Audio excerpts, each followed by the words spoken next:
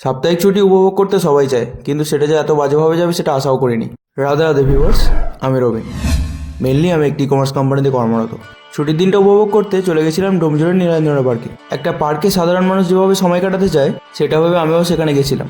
গিয়ে কপাল চাপড়া ছিলাম যে কী কাল করেই এখানে আজকে এসেছি। এর আগে যতবার এসেছি তার জায়গাটা একবার পার্কের মতনই ছিল, কিন্তু এখন দেখছি গোটা পার্কটাই পুরো একটা পিকনিক স্পট হয়ে গেছে। চারিদিকে এত মানুষের ভিড়, পা রাখার জায়গা তো নেই। যেখানে সেখানে সবাই নাচ গান পর্যন্ত শুরু করে দিয়েছিল।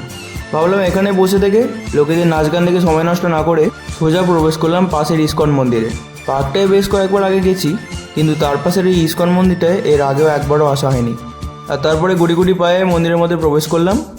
আর মন্দিরের ভেতরটা সত্যিই খুব অসাধারণ।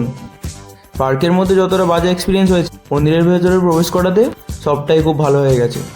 তো মহাপ্রভুকে ভালোভাবে দর্শন করে মন্দিরের মধ্যে কিছুক্ষণ ঘোরাঘুরি করে কিছুক্ষণ সময় কাটানোর পর আশেপাশের কিছু ভিডিও ক্লিপ নিয়ে ব্যাক করলাম বাড়ি ফেরার জন্য। তোমরা প্রত্যেকে খুব ভালো থেকো আর প্লিজ আমায় ফলো করো। হরে কৃষ্ণা।